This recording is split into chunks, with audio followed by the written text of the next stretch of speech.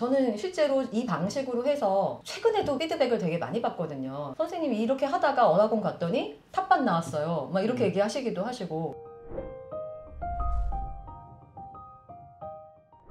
다른 친구들도 좀 알려주고 싶다. 동네 친구들. 그래서 저는 이제 공부방부터 시작을 했습니다. 사실은. 그래서 공부방에서 친구들을 데려다가 가르치기 시작했는데 그 친구들만 저한테 배워서는 효과가 없다라는 것을 저는 알았기 때문에 엄마들에게 이렇게 교육을 하기 시작한 거죠. 맞습니다. 왜냐하면 노출을 해야 되면 네. 실은 공부방에 와서 했던 기간 말고 집에서도 비슷한 작업들을 해줘야 되니까. 맞습니다. 그래서 이제 그때 간담회를 이제 처음에 하고서는 일을 시작을 했던 거거든요. 학부모님들 모시고. 근데 매번 제가 쫓아다니면서 다 말씀드릴 수가 없잖아요. 이게 굉장히 헷갈리세요. 사실은 지금 얘기를 들으면서 또 나도 해볼까 이러신 분들 많겠지만 이게 꾸준히 계속 누군가의 얘기를 만들면 자꾸 잊어버리시기도 하시고. 그래서 제가 이제 한 3개월에 한 번 정도 간담회를 했는데 3개월쯤 되면 오셔서 하시는 말씀이 그때 선생님 말씀 들었을 때는 정말 될 것 같고 이랬는데 자꾸 흐지부지 되시는 거예요, 현상이. 근데 그 와중에도 제 얘기를 잘 새겨 들으시고 가정에서 이제 노출을 잘 해주신 그런 가정들 차이가 너무 많이 났던 거죠. 그 점이 또 안타까웠고 이걸 어떻게 하지? 이거 제가 막 쫓아다니면서 계속 잔소리할 수는 없는 거고. 그러다가 이제 생각한 것이 이제 유튜브였던 거죠. 네. 그래서 유튜브를 해서 네. 저는 들으면서 일부분은 이해가 되는 건 네. 제가 이제 영어 관련 선생님들과 이야기를 해봤을 때 0에서 생활로서의 영어로 적응이 되는 그 시기가 있고 어느 정도 이게 잘 완성이 되면 이제 시험에 적합한 형태로 이 내가 가지고 있는 역량이 전환되어야 되는 시기가 있는데 네네. 앞부분에서 실은 잘 안 되면 그 뒷부분은 볼 것도 없이 무조건 필패일 수 있잖아요. 그런데 0에서 1로 붙일 때 무엇으로 이 학생들에게 영어라는 서브젝트를 붙일 거냐라는 과정에서 이렇게 노출을 통한 듣기인 거고 듣기를 통해서 친숙해지면 그러면 읽고 그러면 뭐 단어를 외우고 이렇게 가도 괜찮은 시작점이다 라는 생각을 하게 되는 거죠. 그럼요. 어느 순간에는 학습적인 영어가 굉장히 좀 필요한 순간이 오죠. 그게 이제 첫 관문이 저는 그냥 중등이라고 생각해요. 사실은 초등까지는 저는 이 방식 괜찮다고 생각합니다. 영상도 많이 보고 근데 영상을 통해서도 단어 굉장히 많이 알거든요. 그렇죠. 진짜로. 예, 많이 들어서 아는 거랑 이제 문자만 딱 글자 그러니까 학원에서 시험 보듯이 1대1로 아는 거랑은 큰 차이가 있어요. 오히려 어휘도 더 잘 익히고 그리고 책만 보더라도 책에서 이제 알게 되는 단어는 정말 너무 많거든요. 그래서 초등 동안 이렇게 익히게 되면 약간 이제 원어민들이 이제 영어 익히는 거랑 좀 비슷한 과정으로 아이들이 익혀요. 실제로도 말도 되게 잘하거든요. 나중에는 그리고 원어민이 하는 말 알아듣겠다. 근데 이제 프랙티스가 안 됐기 때문에 아웃풋이 좀 어려운 경우. 그런 경우는 이제 뭐 영어 뭐 원어민 수업 같은 거 붙여주시기도 하시고 그러시잖아요. 근데 학습 영어는 본격적으로 시험 점수가 나오거나 하는 거는 중학교잖아요. 한 중학교 들어가기 한 1년 전쯤부터는 우리나라 이제 시험에 적합한 변하지 형태로 않았기 때문에 연습을 해야겠지만 네. 그 언더에는 이 방법이 어학원의 개념으로서 연장선으로 하게 네네네. 예, 저는 실제로 이 방식으로 해서 최근에도 피드백을 되게 많이 받거든요. 선생님이 이렇게 하다가 어학원 갔더니 탑반 나왔어요. 막 이렇게 얘기하시기도 하시고 그런 경우를 저는 진짜 많이 봤어요. 그래서 제가 이제 오랫동안 한 10년 됐거든요. 아이들 가르친 지.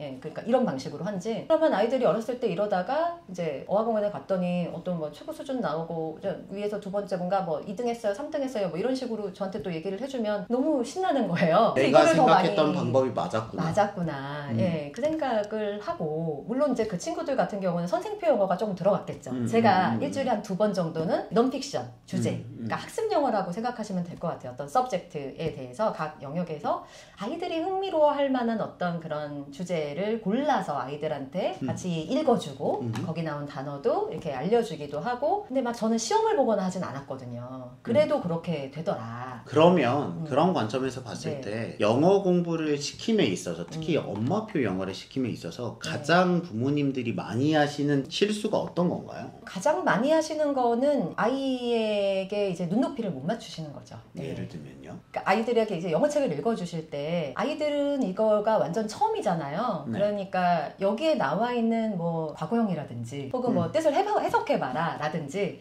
그런 것에 딱 훅 들어오면은 아이들이 굉장히 당황합니다. 아이들 입장에서는 이게 너무 어려운데 어려운 걸로 어머니가 먼저 물어보니까 당황한다는 거죠. 당황하죠. 중요한 거는 이거는 이제 스토리로 접근하는 방식이거든요. 영상이건 네. 책이건. 내용이 너무 재밌어가지고 보고 싶은데 엄마는 항상 중간에 컷 해가지고 물어보거나 해석을 해라. 뭐 이렇게 얘기를 한다면 아이가 이제 이것도 되게 좀 그런 게요. 저도 그런 현상을 비슷하게 겪었는데요. 이게 영어를 자꾸 이렇게 듣고 이렇게 원어민 얘기를 저도 사실은 자막을 안 보려고 지금도 노력을 해요. 이렇게 하다 보니까 영어방과 우리말방이 좀 따로따로 있는 것 같은 느낌이 들 때가 있어요. 그래서 영어책을 읽다가 누군가 갑자기 이게 무슨 뜻이냐 막 이렇게 물어보면은 잠깐 멈추고 우리말 방을 돌려야 돼요. 이게 회로가 왔다 갔다 해야 되는데 아이들이 그게 쉽지가 않아요.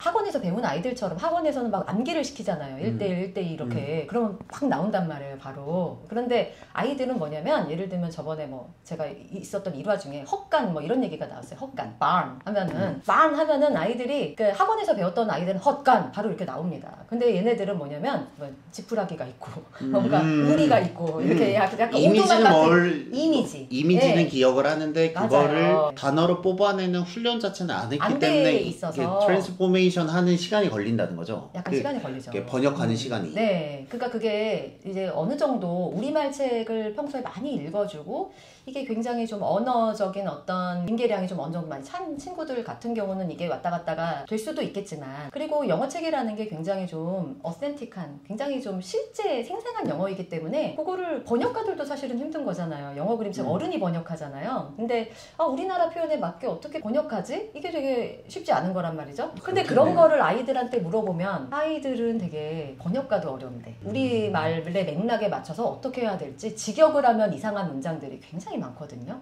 그래서 그런 부분에서 좀 근데 엄마 입장에서는 나는 옛날에 그렇게 영어를 안 배웠기 때문에 이해가 안 가는 거예요. 아무리 말씀을 드려도. 왜냐면 물어봤는데 엄마가 보는 건 내가 이거를 대답을 헛간을 할 거라고 예상하고 물어봤는데 얘가 뭐 지푸라기가 있고 풀이 있고 맞아요. 이렇게 얘기를 하면 이게 영어 잘못 배운 거 아니야 라고 그렇죠. 생각하지만 예. 그냥 우리가 모국어 배울 때 생각을 하면 그 단어를 알지만 생각이 안 나는 안 날 때 것처럼 있거든요. 이게 전환되는 과정이 느릴 뿐이지 그 이미지나 잔상이 없는 건 아닌데 네. 그리고 그 맥락을 오히려 더 잘 알고 있을 수도 있어요. 그렇죠, 아이는 스토리 그렇죠. 속에서 알기 때문에 오히려 엄마가 그거 단어 하나 아는 것보다 근데 이제 그 과정이 굉장히 좀 길기 때문에 그걸 지리하게 여기시기 때문에 그거를 못 기다리시는 것 그게 가장 큰 벽이죠.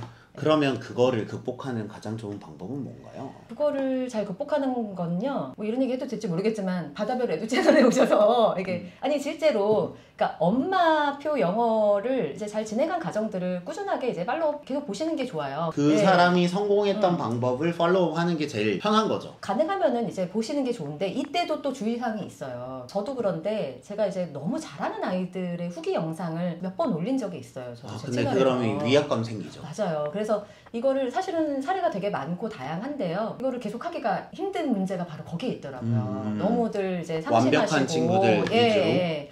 그래서 일단 저는 약간 좀 원리에 대해서 설명하시고 관계, 부모 자녀 관계에 대해서 말씀하시는 그런 채널 저는 오은영 박사님 채널도 되게 좋다고 생각해요.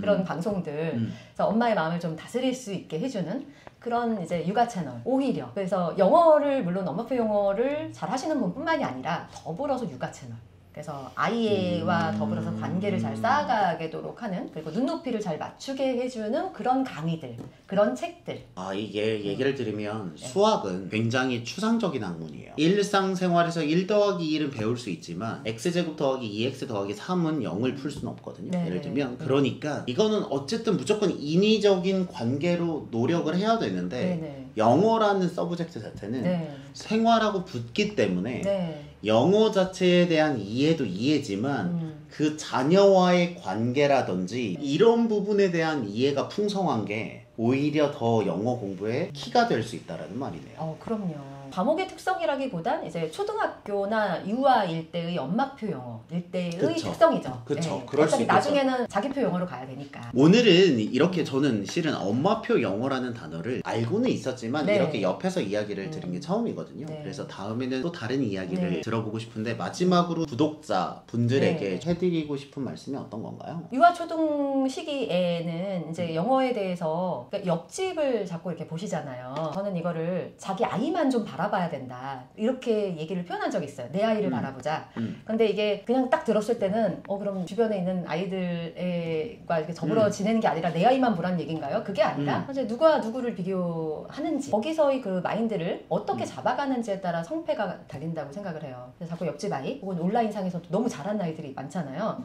본질을 얘기하는 강의나 책은 좋지만 너무 이렇게 실력만 얘기하는 그런 거는 조금 덜 보는 게 오히려 낫다. 온라인상의 옆집 아이들.